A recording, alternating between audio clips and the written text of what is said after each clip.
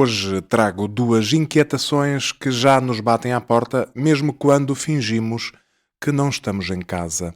O tempo, que nos foge pelos dedos, e a tecnologia que nos escreve pensamentos antes de os termos. Vivemos entre a pressa e o atalho, entre o relógio que não para e a inteligência artificial que não dorme. A pergunta é simples: o que é que ainda depende de nós? Respira, começamos agora. Hoje falo do tempo, esse senhor apressado. Relógios por todo lado, tempo em lado nenhum. Vivemos em agenda, a agenda não vive por nós. Corremos muito, chegamos pouco. Fazemos tudo, mas falta o essencial.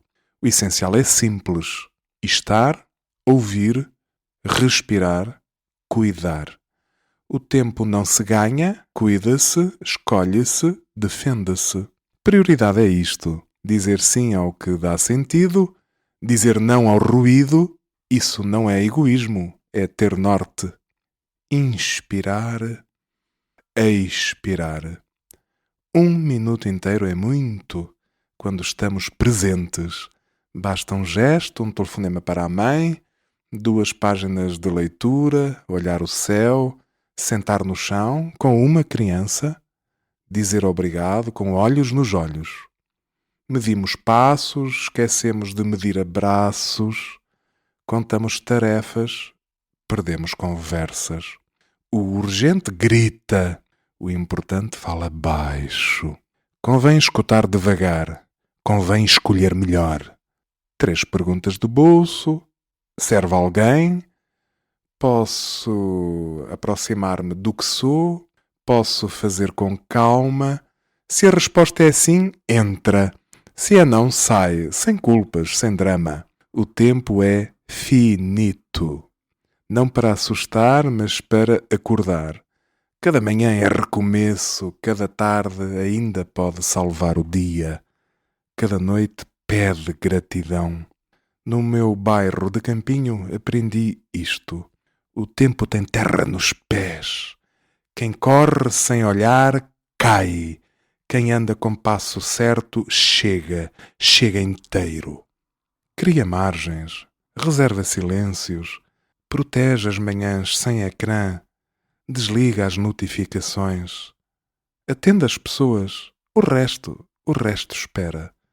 Como usar o tempo hoje? Uma coisa de cada vez.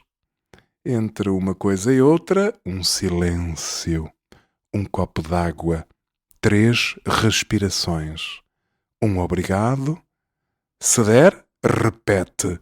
Se não der, não te culpes. Amanhã é oportunidade, não é ameaça.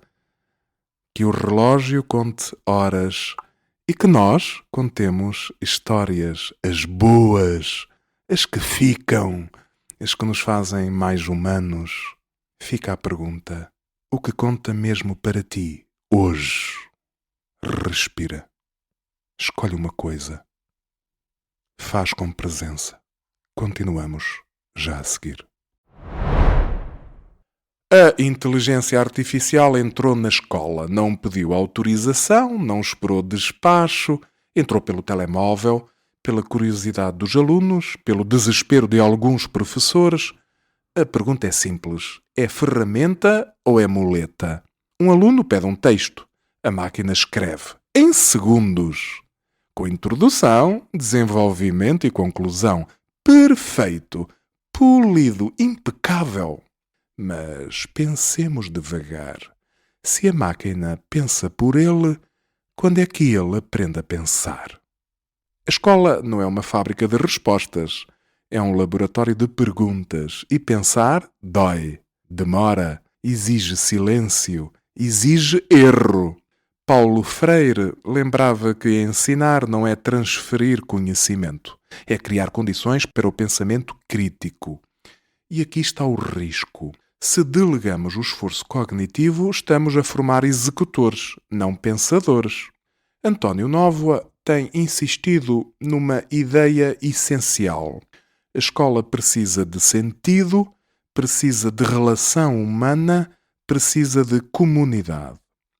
A inteligência artificial não substitui o olhar, não substitui a escuta, não substitui a intuição pedagógica, mas também não é o demónio.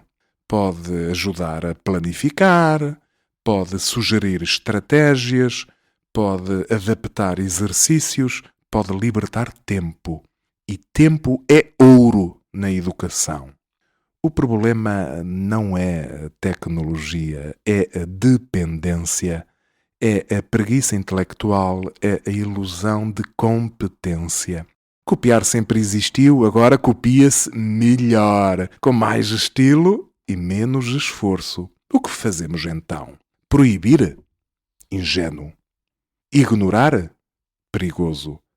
Integrar com critério? Talvez seja o caminho. Ensinar os alunos a usar, mas também a questionar, a validar fontes, a desconfiar da resposta fácil.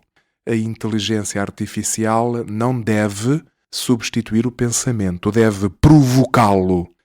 Se a escola abdicar da exigência, torna-se irrelevante. Se souber usar a tecnologia como aliada, pode tornar-se mais humana, mais livre, mais exigente. No fim, a questão não é tecnológica, é ética, é pedagógica, é política. Queremos alunos que saibam pedir respostas ou cidadãos que saibam fazer perguntas? A diferença é e será sempre abissal. Portugal é um país curioso. Quer ser século XXI, mas estaciona em segunda fila como se ainda estivéssemos no tempo da burra. E mesmo a burra, coitada, tinha mais juízo. Culpados há muitos, e são sempre os mesmos. Se chove, culpa do governo. Se faz sol, culpa da oposição. Se há trânsito, culpa dos imigrantes. Se não há trânsito, isto está tudo morto. Entretanto, no meio desta ópera bufa, as pessoas, nós, vamos vivendo. Vivendo é modo de dizer, vamos tropeçando. Pedimos civismo, mas furamos filas com a elegância de quem acha que tem diploma de prioridade vitalícia. Pedimos transparência, mas continuamos a dizer, foi só desta vez. Desta vez é hoje, e hoje repete-se todos os dias. Pedimos crianças educadas, mas gritamos com o árbitro da bola no jogo de infantis no sábado de manhã, como se estivesse em jogo o Nobel da Paz. Pedimos professores inspiradores, mas lá em casa o único livro aberto é a fatura da luz. Portugal desaprende de forma exemplar. Aliás, se houvesse campeonato mundial de esquecimento cívico, íamos diretos ao pódio. E depois queixávamos-nos do ouro pesar muito. Desaprendemos o básico, dar passagem, agradecer, pensar antes de escrever, pensar antes de respirar já seria um luxo. Como dizia Agostinho da Silva, o problema não é pensar diferente, o problema é não pensar sequer. Somos rápidos na indignação, lentos na ação. Rápidos no julgamento, lentos no compromisso. Rápidos no alguém devia fazer alguma coisa. Lentos no perceber que esse alguém somos nós. Eis a ironia. As grandes mudanças só pedem pequenas responsabilidades. Mas pequenas responsabilidades dão muito trabalho. E trabalho, como se sabe, é coisa para o Estado resolver. Ou para a vizinha ou para a Unesco. Quem vier primeiro? A pergunta fica dura, simples, incómoda. Que pequena responsabilidade adiaste hoje? E quanto tempo mais vais culpar o país por aquilo que cabe na palma da tua mão? Respira. Faz uma coisa pequena. Só uma. Se correr bem, amanhã faz outra. Prometo que não custa. Ou custa, mas passa. As ironias da vida são estas. As revoluções começam sempre no sítio mais improvável. no lugar onde deixamos de dizer não é comigo e começamos a dizer é agora. O tempo continua a andar, a tecnologia continua a falar e nós, entre um silêncio e um clique, decidimos quem queremos ser. Nem o relógio manda em tudo, nem a máquina decide tudo. Ainda há espaço para presença, ainda há espaço para pensamento, basta escolher uma coisa simples, uma só. Fazer com calma, fazer com verdade. Amanhã voltamos a tentar e isso já é coragem. Obrigado por estar desse lado, por dar sentido a esta conversa que só existe porque você existe. E antes de irmos embora, fica a exortação de sempre. Nunca, por nunca, peça desculpa por existir.